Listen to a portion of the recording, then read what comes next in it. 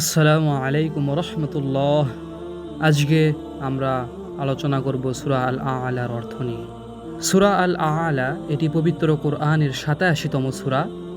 এটি মক্কায় অবতীর্ণ। এই সূরায় মোট ১৯টি আয়াত রয়েছে।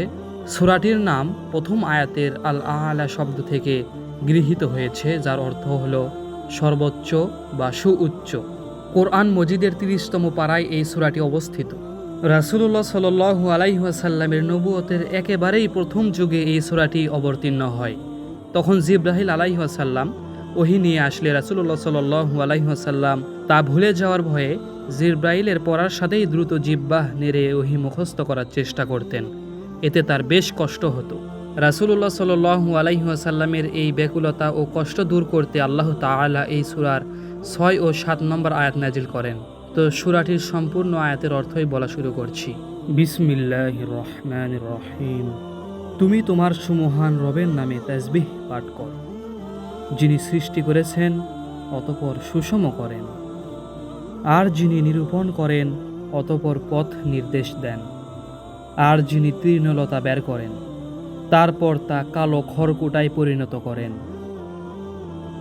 আমি তোমাকে পড়িয়ে দেব, অতঃপর তুমি ভুলবে না। আল্লাহ যা চান তা ছাড়া, নিশ্চয় তিনি জানেন যা প্রকাশ্য এবং যা গোপন থাকে। আর আমি তোমাকে সহজ বিষয় সহজ করে দেব। অতঃপর উপদেশ দাও, যদি উপদেশ ফলপ্রসূ হয়। সেই উপদেশ গ্রহণ করে যে ভয় করে, আর হতবাঘাই তা এড়িয়ে যায়, যে ভয়াবহ আগুনে প্রবেশ করবে।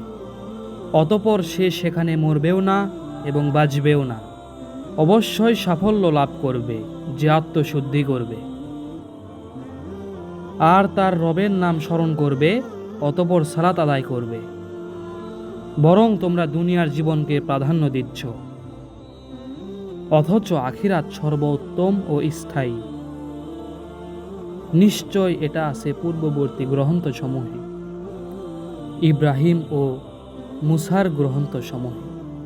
এটিই ছিল সূরা আল আ'লার সম্পূর্ণ বাংলা অর্থ। এইরকম ভিডিও পেতে আপনাদের শুধু সাবস্ক্রাইব করতে হবে।